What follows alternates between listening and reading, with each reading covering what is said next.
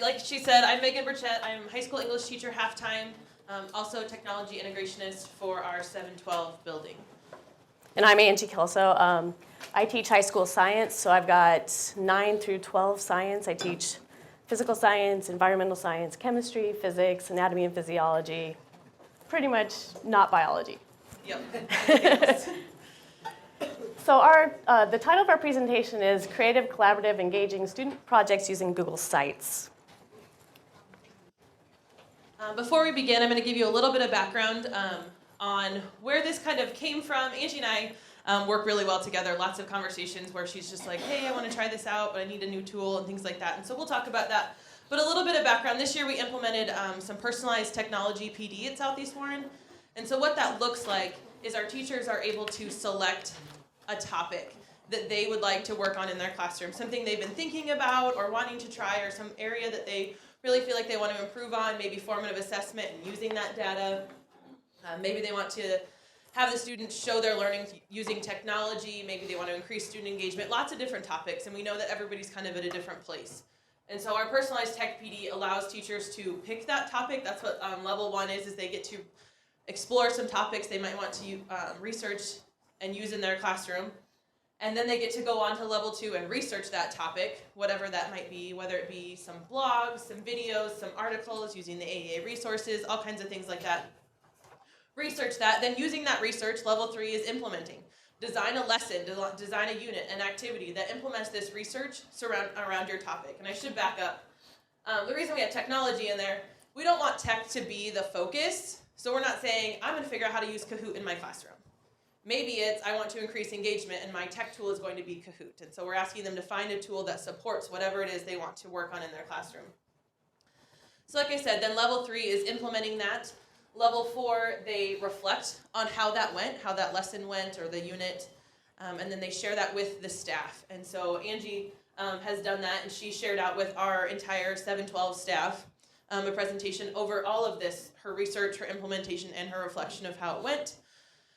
Then level 5 is they reflect on the whole process of going through this personalized tech PD, and then they get to share out an additional share out, whether that be somewhere outside of our 712 staff. So maybe it's the elementary staff because it relates to them. Maybe it's this school board. Maybe it's presenting at a TIC, which is part of the reason that we're here. Also, Angie just has a really great fun project that we wanted to share. So lots of different options for that. The little ribbon on the side is kind of our way to recognize our teachers as they go through this. Everybody in our building has the big ribbon because everybody got through level 1 right away. And then as they go through the other levels, we're putting little warhawks with numbers on them as they go through the levels to recognize our teachers for the work that they're doing to improve learning in their classroom. And so we're really excited about that. And you walk around our building and you get to see those. Also able to offer some license renewal credit with this as they get through all 5 levels. So just wanted to give you some background about, Angie's going to talk about her research and things like that. And that's all part of this process. And so we want to give you, like I said, some background. You can also click on our blog if you want some more information. This is really quick, but that gives you a little bit more information on our personalized tech PD. About the little stickers and stuff like that, you think, oh, stickers, we're all like educated adults and stuff, but you should see how many people walk around and go, oh, you're only on a 1, but I'm on a 2, or you're on a 3, really? How'd you get there? So it's led to a lot of conversations about helping each other out, because I've had conversations with somebody's like, I'm on a level 2, but I want to get to a level 3. What do I need to do that, and could you help me with that? The students also notice that we're engaged in our own professional development, and they'll walk around and look at the stickers that are on all of our walls and doors and go, oh, I see that you've moved up, or, and just have that conversation and kind of show what you're learning and talk about.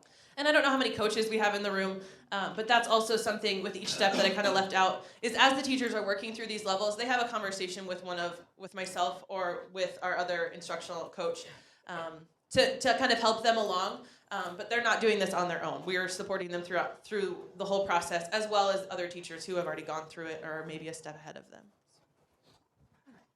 Now we'll get into the project. My research topic was to use technology to increase student engagement. So when I went into the project, I was looking for a new Kahoot or Quizlet or Pear Deck. Those are tools that I already use. So I was looking for another engagement strategy. So I went into the research kind of with that thought in mind. And what I found out was that it's not really the tool that you're choosing, it's how you're using it. So as I went through the research, which is a valid part of doing the personalized professional development, we started looking at, like, all these websites had these sort of ideas, that there's an engaged classroom and there's kind of a compliant classroom. In the engaged classrooms, we're talking about student-centered instruction and authentic work and reflecting and modifying on learning, teacher reflecting and modifying kind of how they're presenting the information, and just kind of that whole, everything's centered around the student and kind of the process, not necessarily the product. The compliant classroom is more like a traditional classroom where the classroom is orderly, the teacher has created the presentation, is sharing it out with the students. Learning appears to be taking place because the students are looking like they're paying attention, but they might be thinking about what they're doing after school or whatever. So the students might be engaged or they might not, and you don't know. Now, throughout our days, we all go back and forth between those. Like, we have lessons that look more compliant, we have lessons that look more engaged. But the idea was to get more towards that engagement and include students in that, the process more.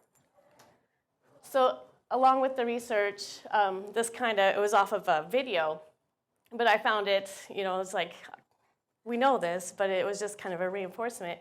The reason that students are here is they want to learn, they want to have fun, they want to be respected, they want to feel like they belong, and they want to be engaged. And so if we can hit those targets, if we hit those points, that's ultimately the goal. And that's why they're at school. That's why they're here to learn. Just a little bit about our background. So these are our required courses and our electives. We're a small school. I would say our average class size is about 35 to 45 as far as what we graduate. It's like our senior class runs around 40, I think. So this is what we're able to offer. With the new NGSS standards, we decided to go with our traditional 9th grade physical science, 10th grade biology, and then 11th grade environmental science. And this lesson is it's our new environmental science unit that we're teaching through NGSS. When we look at this, we have 2 teachers that teach 7 through 12. We are 1-to-1, so every kid has a Chromebook, and we just moved to block scheduling. So with our block scheduling, we teach a whole year's class within a semester. So by Christmas, we'll be done with a year's class. So that's kind of our background and why we are working on this unit. So our standard, the one that we wanted to hit, was to construct an argument based on evidence about the simultaneous coevolution of Earth systems and life on the Earth. So we had just come from environmental science. We had just come from basically the Big Bang Theory and how the origin of the universe and how the Earth was created. And then our next standards were going into ecology and how these life systems work together and talk about the rock cycle and the water cycle and all that stuff. Well, it leaves out like a million years, and we didn't want to go, here's the Earth, as it was created with volcanoes and methane gas and all that stuff, and now here we are. So we didn't want to leave that gap. So we're trying to find something to kind of fill that gap.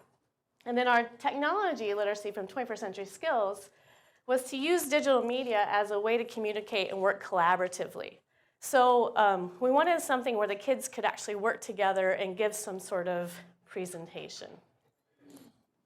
And this is where, I went to Megan and I'm like, okay, I need a presentation tool. Yeah, and one other thing with the standards, as we reflected on what standards were met within this unit, we really looked at the universal constructs, those skills that are the essential for 21st century success. And we'll get into them more, but as I looked through all 6 of them, we felt like this project really hit all of them on multiple levels. I'm not going to go into too much of it because I want to get into the project and let you see that. But as you look at the universal constructs, you'll see how all of these things happened, which was really exciting to have that in addition to meeting the NGSS standards.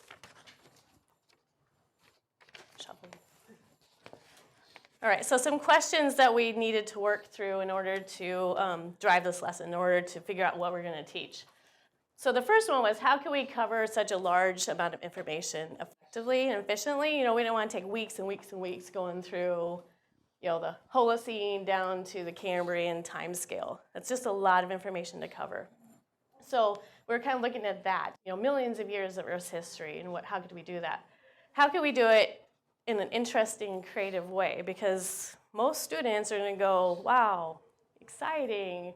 We're learning about the Oligocene and all this stuff. When do I get to the Triassic or Jurassic with the dinosaurs? And the rest of it, they're just kind of like, whatever.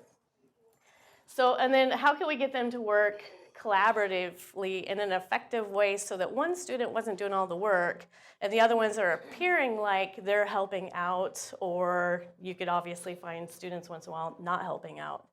Okay, so to work collaboratively. And then how could we assess that? How do we know that they know what they're presenting? Skip to the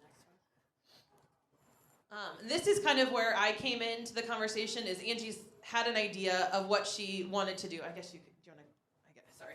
That's all right. We can go So back. she was looking at these examples of travel brochures, thinking maybe we could do some sort of travel brochure, but she wanted to use some sort of technology and really, work for that engaged classroom. So she said, what can we do? And we looked at some different options, and that's where this project came out of. She said, Google Slides. We use Google Slides all the time. This is a Google Slides presentation. We do that all the time, and it's kind of been overdone. And so she's like, what else can we do? So then we talked through S'more. S'more is a tool that Angie has used that we've done before, which is great for making newsletters, news bulletin, just a different way to present some information, but doesn't really allow the students to work collaboratively unless they're all on one device. Well, for one-to-one, we don't need to all be on one device. That seems a little silly. And then we also looked at paper, but like she said, lots of times students end up all working on, one student does all of it, or then the rest of them kind of sit around. So that's where this kind of conversation came together, and we were brainstorming and came up with Google Sites, and so that's what led us into our project. All right, so our learning task was to create a travel website. And so there's a link with the student instructions that I sent out to the kids and what they needed to put in their website. But what we basically did was we divided the students into groups and we gave them a time period. So they had to work collaboratively to create their website using the information that I gave them. So I gave them certain websites that I had looked through and made sure that they were accurate. And so they needed to go into that. I also put mixed ability students together. So I put some students who I thought would be successful with the information very easily, some students who might struggle with the reading level of it, and then some students who might struggle with the creativity. And I just kind of mixed up the groups and made them heterogeneous. They're going to assume, or they did assume, the role of a travel agency that specializes in time travel. So basically what they needed to do was they needed to say, hey, we're going back to the Triassic time period.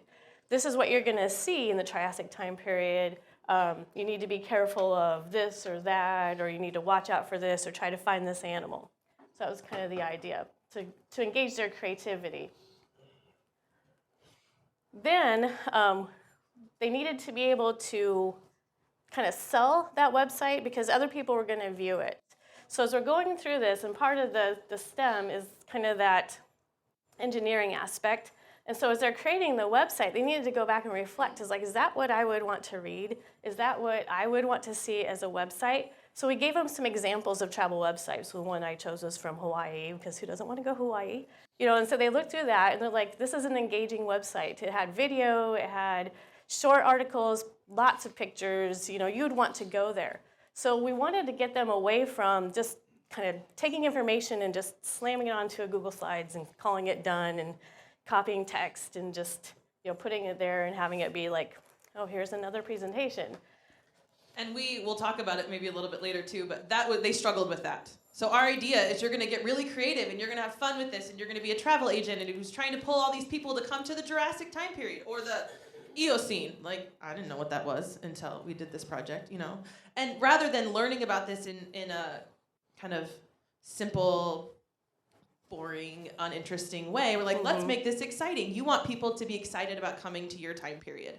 And that was a struggle for them. They wanted to just throw a PowerPoint onto the website. And so we had to figure out how to help them get out of that mindset. But as you see, I just wanted to point out the stuff in parentheses, that's the universal constructs where we were able to see all of these kind of fit into. But that creativity piece was an area of struggle for them for sure. And then kind of the last one, what we chose was Google Sites. The funny thing is Megan and I were just brainstorming. We were just coming up with a list of things, and I'd gone out on the internet and done some research, and like everything looked like Google Slides. They called it something different, but it still looked like Google Slides. And then some of them is like a 30-day free trial, and then it started being paid, and we just couldn't come up with something that was new and unique. And then Megan's like, well, what about Google Sites? And I was like, what? I do my lesson plans on that. How can we use that? And so we just started brainstorming. We're like, well, yeah, we could set up these pages for them. So we could have like a land page or a climate page or a safety page. So, if you're going to the Triassic era, what are you going to have to watch out for? What animals might eat you or chase you down or whatever. And so we started just thinking about, could we actually use that and how to get it out to students? I will say about Google Sites, I don't know how many of you have used the old Google Sites and didn't like it. Yeah, exactly. The new Google Sites is wonderful. It is user-friendly. The kids were able to jump on and use it with very, very little instruction. I answered a few questions as we were in the classroom. But it is really user-friendly, and I highly encourage you, if you've used the old sites and not played around with the new one, I think Marissa and you were talking like kindergartners can probably build websites. That's how simple this new Google Sites is. Really enjoy that. So if you haven't tried it out, I would definitely check it out. And I kind of had done some upfront work, so I decided what the groups were going to be. I had actually already created the websites before I told the kids what they were assigned to. And then you have to add collaborators, so basically editors for that website. It's a little different than using Google Slides where you can just share it.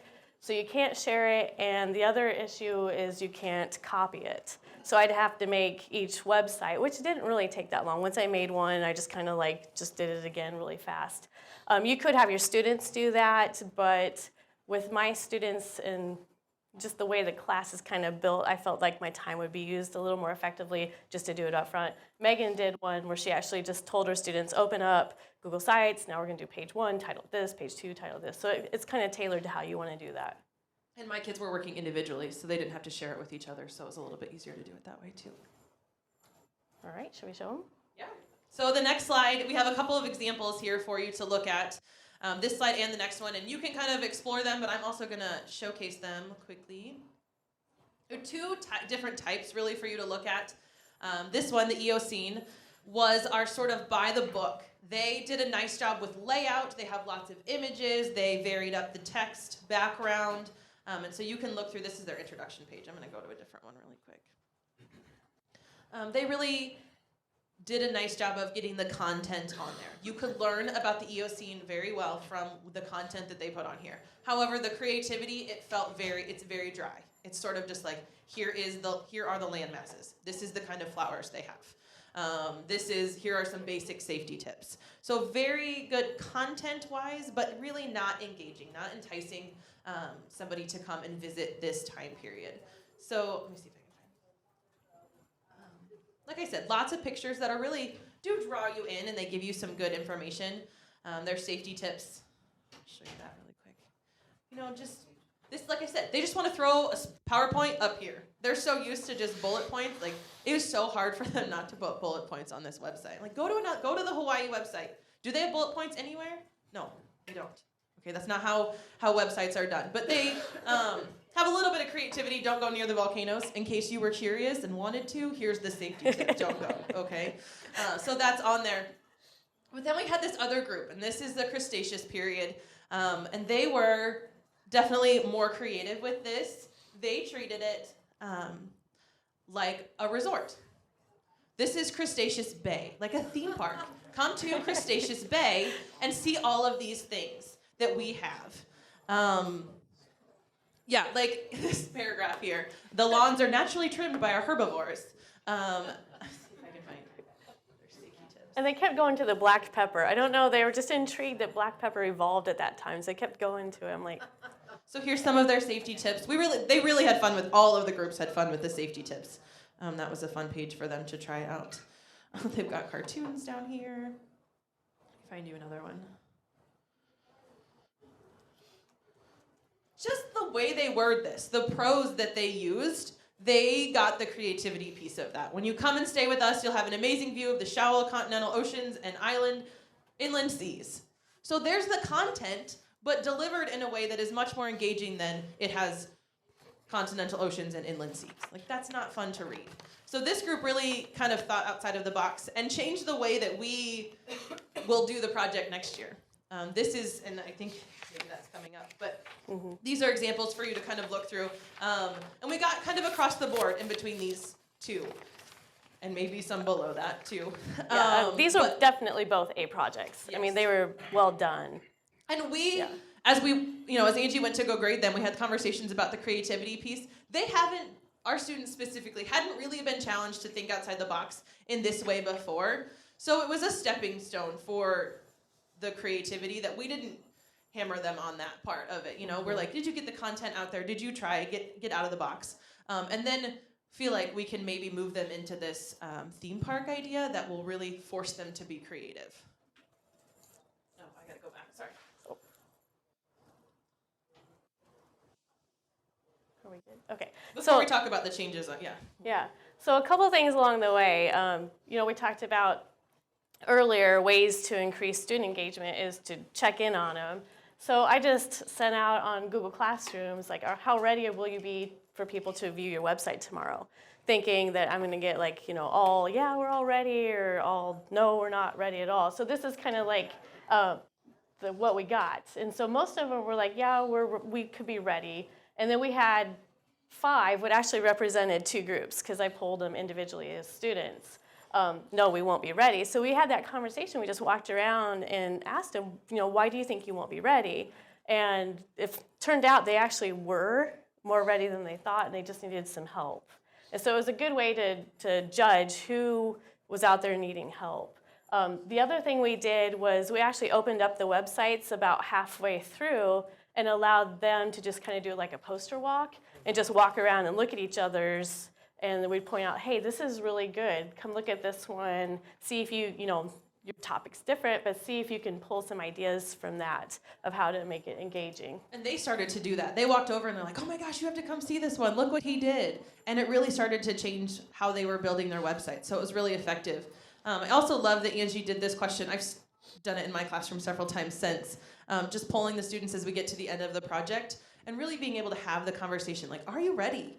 It isn't anonymous, we can see that, but they were able, rather than me coming up face to face, they could give me an honest answer through Google Classroom.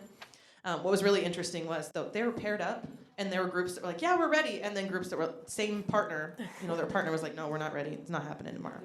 So that was helpful too, like, okay, we need to get you on the same page. So this was a really great tool that I think could be used across content areas for sure.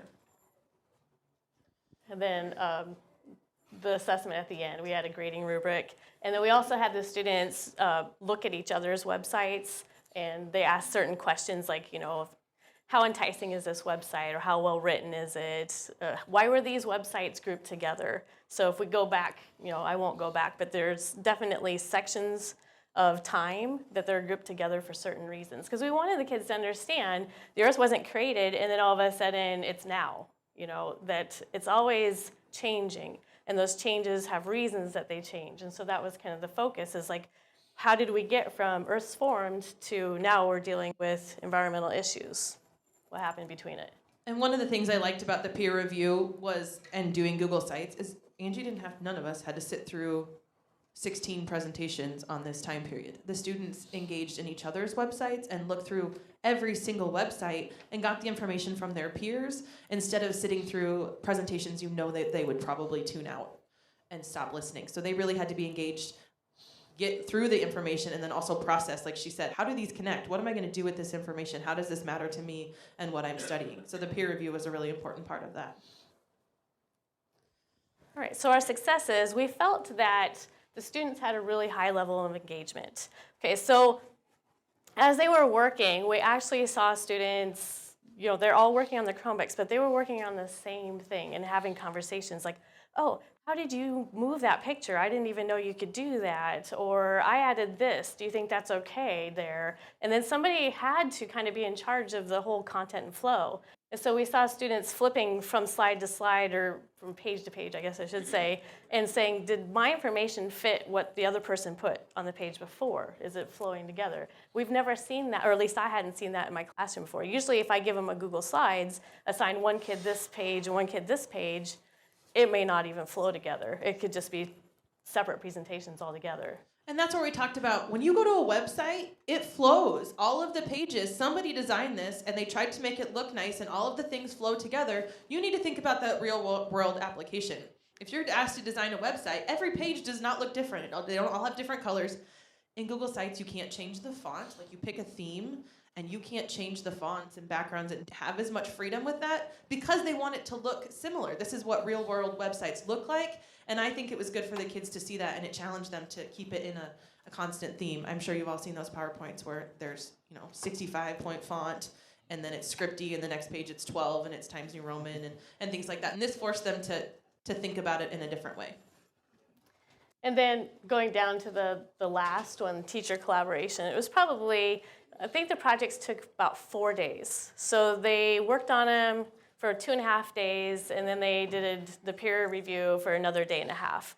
But during that time, something like happened within our school building. Like we had teachers coming in looking at the projects as they were being created. We were in other classrooms because they were asking questions about it. Megan and I were in the same room, so we were able, 2 teachers dealing with 24 kids was amazing because I would help them with the science part, and then Megan would help them with the technology and kind of just the overall look of it, like the layout of it. And so like those 4 days of teaching were amazing. I wish we could do that all the time. They were probably the best week I've had so far. It was so fun. And we were busy. Yeah. I mean, it took a lot of work to develop this project. Angie did a lot of the legwork on that.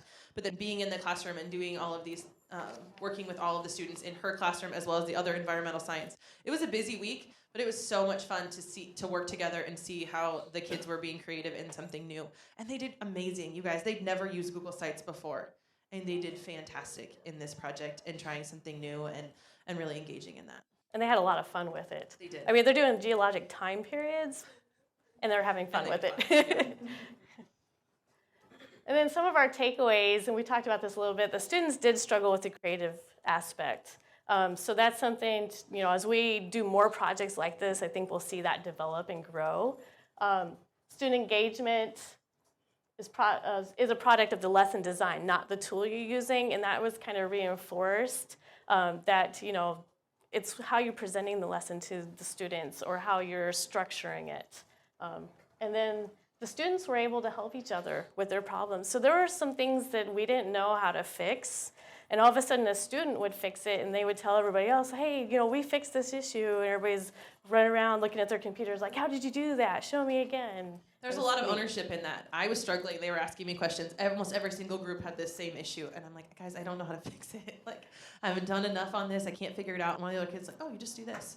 Yeah. Awesome. And so then he got to kind of be in charge and share that. And it was really neat to see that. And that was a student that normally doesn't speak up in class. Kind of just sits back and lets things just kind of happen. But tech is totally his thing. So yeah. It was his opportunity to really get in there and showcase that. All right, some things that we're thinking about changing, because this is our first year of doing these projects. And so as we were reflecting on, what's the value of it and kind of where we want it to go, we're thinking about changing it to a theme park or some sort of resort, just to aid them in that creativity aspect, kind of prearrange the creativity in a way. Students will only peer review like one section of the geologic time. So what happened was by the end of it, I think they really worked hard on it, but I think by the end of it, they were so overwhelmed with looking at everybody's websites. I had one really good student who said, they're all looking the same right now. And she just had this glazed look across her face. She's like, ah. So we're thinking about chunking it and then having them kind of present out, why were these 3 or 4 websites from the same period? What are some things in common? The other thing is we need to get, and I didn't put this in here, but we need to get more of the evolution part of it. So, one of the things on the Cretaceous Bay was they had, when the flowers evolved, bees evolved at the same time. Well, that was like the only evidence that the life cycles and the organisms co-evolved. And so we need to get a little more of that. And so that's some teaching that I need to do to kind of help them with that. And then probably some sort of adding, working together to create that presentation or writing a paper over it or incorporate into a website. I don't remember what that is. That just we appeared. felt like it was really good, but they got really overwhelmed with the peer review, and we needed to just change how they did that peer review. So they're looking at less websites and then responsible for, once again, sharing that information out. A few things, as like she said, this is the first time we've done this, and there's some different things we thought we could maybe add the next time, some specific multimedia additions, where students could maybe create their own multimedia, maybe create a video, create a GIF, create a s'more, something to embed within that. Again, showing them these real-world application of a website. It's very possible that they're going to have to go out and create a website in their job. But they're not maybe just going to throw content on there. They're going to have to pull in other resources. We made them provide links within their presentation or within their websites, and they even struggled with that. We saw lots of ugly URLs. I'm like, I don't want to see that. We need to cover that up. And so it was teaching them how to do those things, but also how could they incorporate some of their own multimedia? Screencastify or Animoto, where they could maybe create an intro video. Their intro pages were a little blah. Maybe you could get on there and have a really fun video of yourself introducing us to the Eocene era. What are some things we're going to see at your theme park? And so maybe incorporating a video like that and showing them how to embed that. A few students used some GIFs, but they could even create their own GIFs that would apply to some of their topics or some of their information. And then s'more, like we talked about, we've used it before, and I do really like that tool as a news bulletin. So we thought they could maybe embed a s'more that had their safety tips. So instead of another page of safety tips, how can we put that into, like, here's your news bulletin about how to stay safe in the Jurassic period. And so some different multimedia additions, and I've linked some of those websites on there.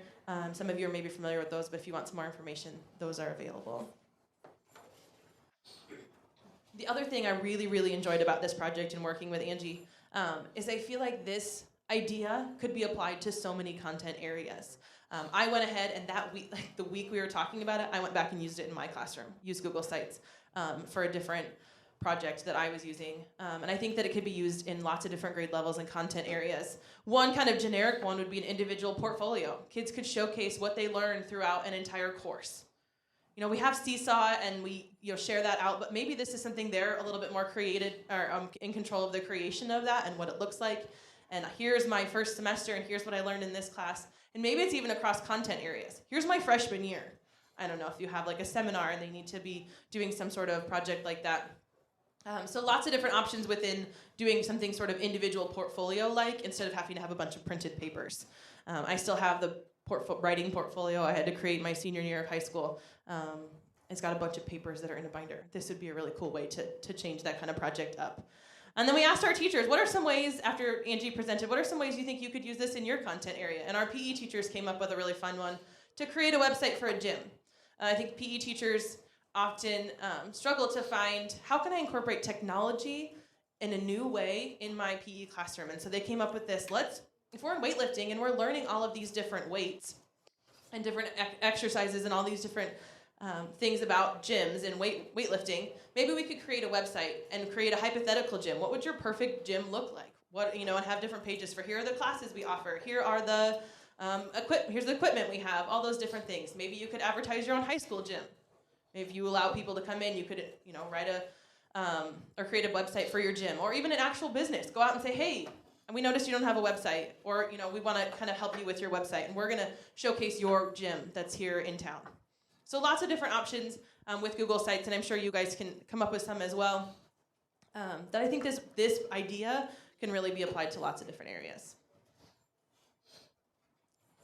Yeah, and then there's a couple more slides here that if you want to look through. Oh, did you take them? I did take them off. Oh, okay. Yeah, never mind. I put them on the resource page. Okay, Yeah. So the resources, just on how to set up Google Sites. If you have any questions, we will be here this afternoon to help you if you want to play around with Google Sites and try out the new one and things like that. But it's really pretty user-friendly, which is exciting because the old one was just not fun to deal with. So thank you guys for listening and being here today.